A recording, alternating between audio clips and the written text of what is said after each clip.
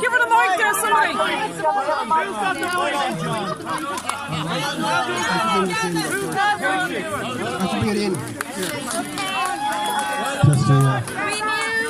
Just like that, okay? Well, have you heard the results? No. Come on, Gemma. Gemma has been convicted on 3 counts. Entirely predictable. It was the most unbelievable scenario I've ever seen. Lies.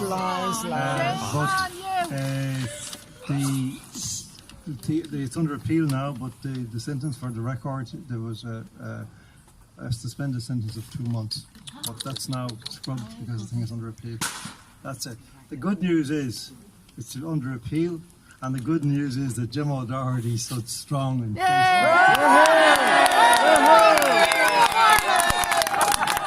and even better news is that she's not going anywhere, and I'm not going anywhere, and we're going to go on to the next battle. Because these people will not stop us they will not stop us from saying the people that are living off sucking off this country, destroying it, taking its lifeblood from it, with this crookedness, will not triumph in the end. We are sovereign and we are free. So, Gemma. Well done, John.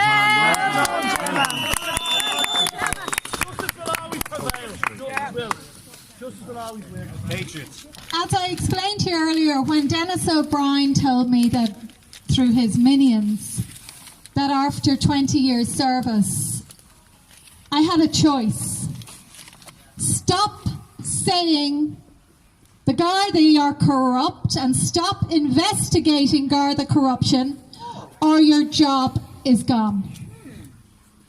And I said, after a multi-award winning career, impeccable, management giving me bonuses every time I won an award for them, management texting me after prime time, did a special on my investigative work on Father Niall Malloy and getting that case reopened, and Gavin O'Reilly, Tony O'Reilly's son, texting and giving me a bonus.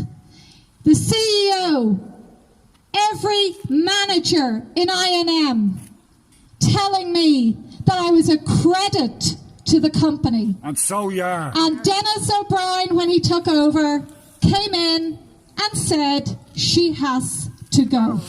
And at the time, for me, that was a devastating moment, because I had sacrificed so much for my career as a journalist for that company.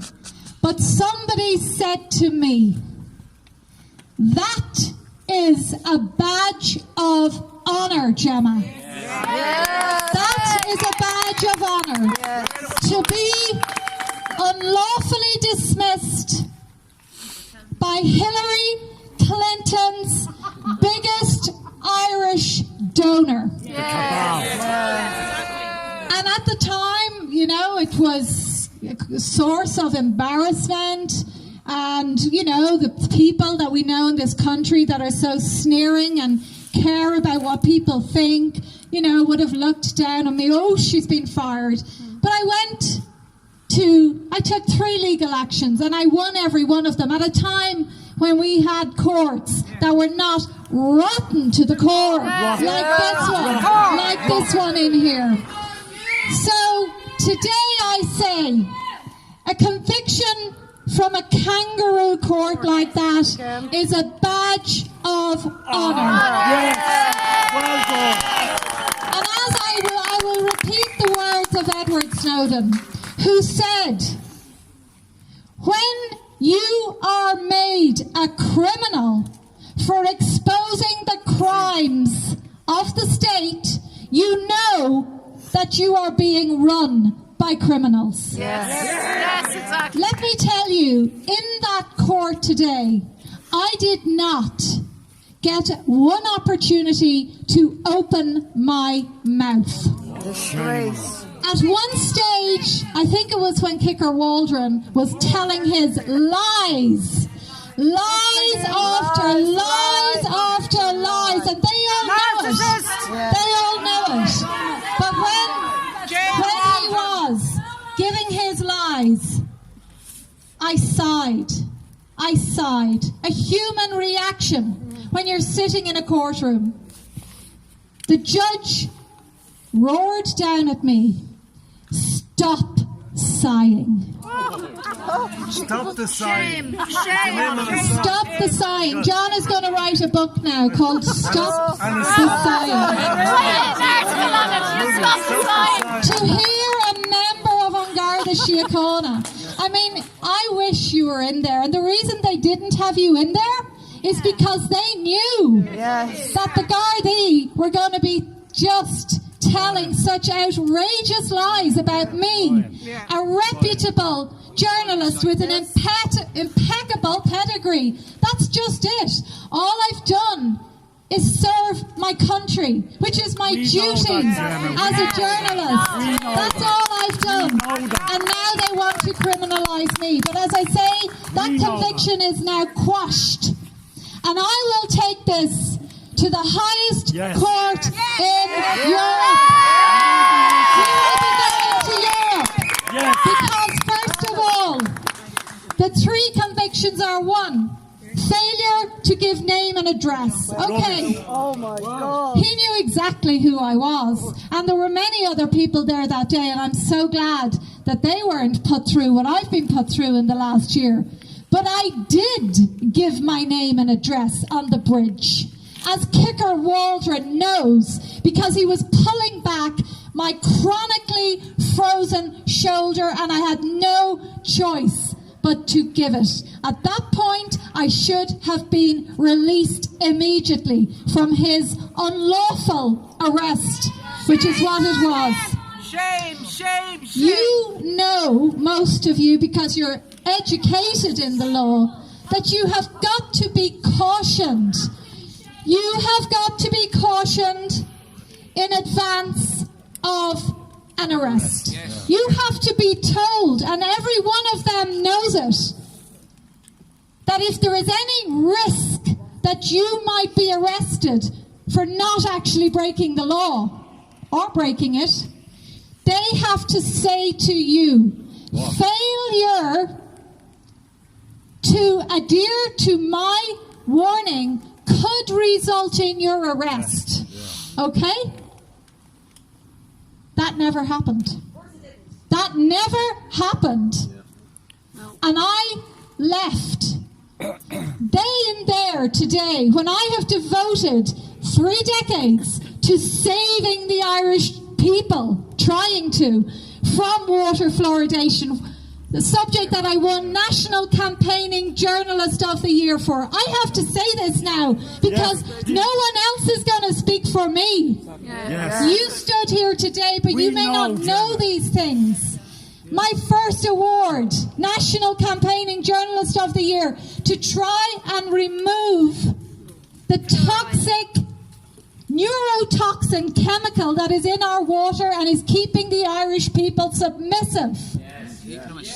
I won that award. And who was Minister for Health at the time? Micheál Martin. Back in, I think it was 2000. I then went into the Department of Health, and he and I sat down together.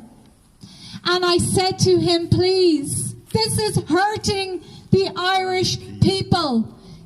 This is not naturally occurring fluoride. It is a neurotoxin. It comes from industrial waste. Look at these vans that carry it around the country. They need so much protection. If you see the vans carrying the fluoride that goes into your water supply and into your body every time you turn off your tap. And this country is the only country in Europe that mandatorily fluoridates the water. And it is the reason the Irish are kept down. I have devoted my career to protecting children who have been sexually abused. And only a few months ago, a monster who was protected by Garda Síochána for decades, and some of his victims are here today. And God help them, because they will never get over what happened to them in Terranure College. As a result, that man today is now languishing in a prison cell, or so we are told. Well done, Gemma. They today criminalise me for serving the state and for calling out Garda corruption. That is what I have done. That is my crime. My words on that bridge will never be taken back, because we as a people have free speech. It is free speech won by our ancestors who died for our freedom. That's right. Yeah. That is why we have free speech, because people gave their lives. They gave their lives so that we could be free. That's Now we're right. throwing Okay, away. just let me speak, sorry. I can't concentrate. So, I have, as a journalist, total freedom of expression, because this judge is fully unaware of the fact that journalists under European law have special rights, and when they are targeted by police, as I have been for a decade or more, the state can be found guilty if it is a journalist who is being targeted. We have rights over and above the average citizen, because targeting a journalist is attacking democracy. A threat on journalism is a threat against the freedom of the people. Because if we do not hold the state to account, who will? Who? Hopefully the people will, when they come out of their slumber. And you have today, because that judge knows that you all came here to stand up against an outrageous crime. And where are the fake news now? Gone. Because they cannot bear to hear my words. They cannot bear to let the Irish people know, or are still stupid enough to watch them, that this is what Gemma said when she came out of court. That won't be recorded, because you are living in a full-blown dictatorship. So, the day that they criminalise an investigative journalist, you know that democracy is over. If there was any single possibility that these courts still function correctly or with the best interests of the Constitution or natural justice at heart, today is the day that we know that they don't. They don't. It's over. It's finished. And I have been fully vindicated when John and I say the judiciary corrupt, the Gardaí corrupt, the government rotten, HSE corrupt, and every single institution of the state. But this today, David Kennedy judge, Garda kicker Joseph Waldron, Sergeant, Garda Breen and Garda Sullivan. Remember those names. Those names are cemented now in history for what they have done to me today. But I know what my place in history will be. I know that. And I hope to the Lord above that the Irish people get off their knees and put a stop to this now. I really, really do. Thank you again from the bottom of my heart. And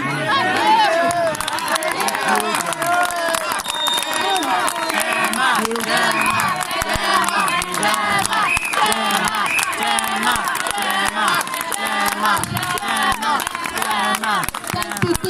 So the refusal to give name and address, which I did. The second was resistance. Okay, now one of the Gardaí said I did not resist arrest.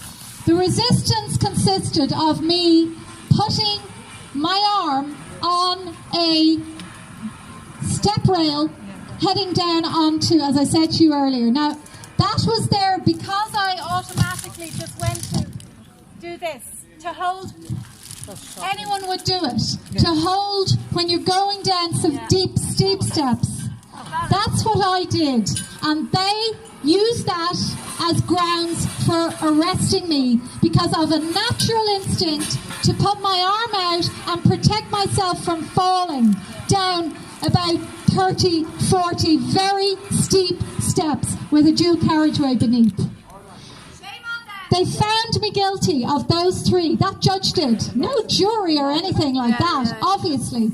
Because these courts appear to be run by the people behind us here. And not justice. But at the very end, then Garda Waldron was wondering about the banners. Don't touch me. And the judge asked me, was I willing never to hang a banner on a bridge again? Can you believe it? I'm asking you all the politicians to get your banners and hang them on bridges. It is not an offence, and it never was. And I don't know how all these banners on bridges are allowed. But as long as it mentions nothing about vaccines, it's fine. It's fine. So, a terrible day for Judge David Kennedy, a terrible day for Bray District, and a victory for all of us who say the state is corrupt. Well done.